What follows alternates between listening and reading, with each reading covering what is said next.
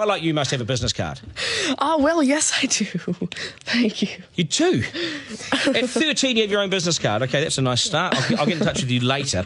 Sure. What do you do? Oh, well, mainly, I like to call myself a software and cognitive developer because I love developing with cognitive computing and artificial intelligence. I'm an algorithmist. I love working with, designing, and implementing algorithms. I'm a keynote and TEDx speaker. I'm an author. I've written a book, and I'm working on another one about IBM Watson. And, of course, I'm also an IBM champion for cloud and honorary IBM cloud advisor. Oh, where did Hang I on go a second. wrong?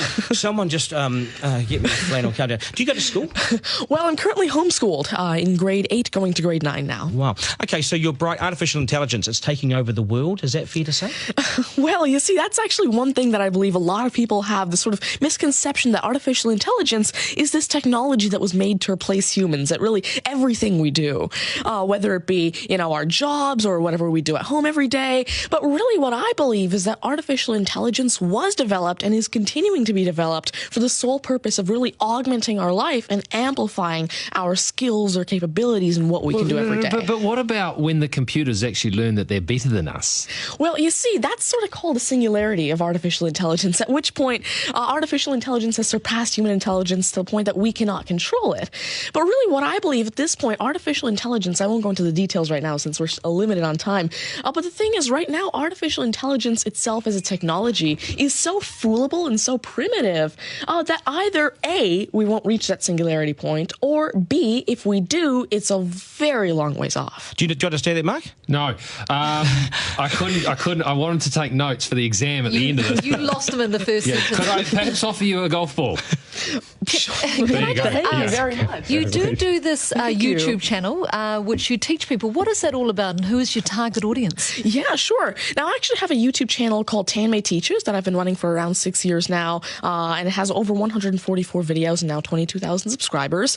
And so on it, I love to teach about computing, really programming, these algorithms that I develop, machine learning especially, math, science, and especially technologies like IBM Watson. Because, of course, I like to share my knowledge because I realize that there's this lack of resources for people to learn about technologies like AI, which is why I absolutely love sharing my knowledge through, of course, these YouTube videos, the books that I'm authoring, the keynotes that I have, and really Watson comes in here in such a great way because Watson allows me... What's Watson?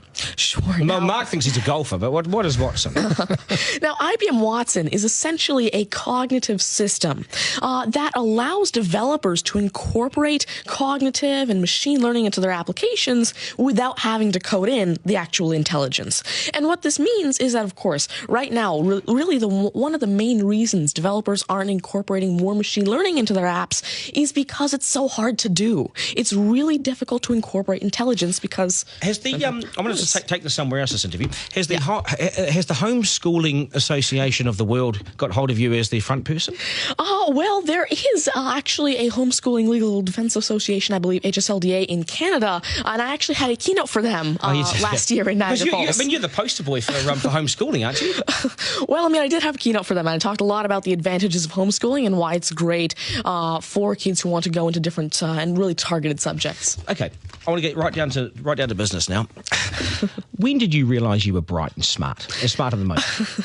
Well, I originally started coding when I was 5 with simple languages like FoxPro and Batch. But eventually, at 9 years old, I had my very first iOS app accepted into the Apple App Store called T-Tables. But did your mum and dad do something to you between 0 and 5 that plug you into the wall? What did they do to you? At 5 you were Are you coding? smarter than your mum and dad, by the way? Well, I have... my dad used to work as a computer programmer, but he used to work with, simple, regular programming languages like FoxPro, Batch, a little bit of C, etc. But you see, now I'm really interested in artificial intelligence and how it can actually be implemented on all these different platforms. You'd be a nightmare to teach. You'd be an absolute nightmare to teach, wouldn't you? Because you'll be smarter than the lecturers. And I never ever want to get in an argument with you, ever. But I would like to see you on a quiz show because I think you would nail that. Well, you see, see, there is one thing that I've been working on, and it's essentially an app called Ask Tanmay, an NLQA system.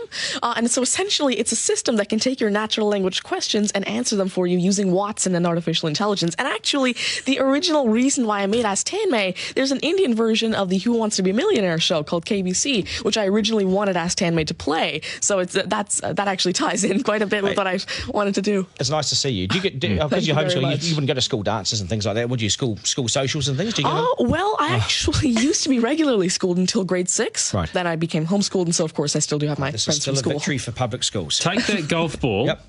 and bring it back to me when you've actually worked out a way in which it'll always go straight. Because I think you could do it. Technically, using a genetic algorithm or something. I knew there'd be an answer. Hey, it's brilliant to meet you. You're a complete inspiration. Thank you. And I hope my son was watching, a 7-year-old son. Message to Buster Garner, you got work to do, mate. Do your homework, and we got to sharpen things up. Nice to see you. Thank you very much. much. All the very best. Thank You're you. amazing. Thank you. You're amazing. Okay, news is next, and then we are joined by today's panel, which won't be as smart as this guy, but they'll still be good, and we will head back to the beach as well for a game of 9 and 10. So much pressure now on the contestant of 9 and 10 just to rip through it and get it right. It's coming up after 8.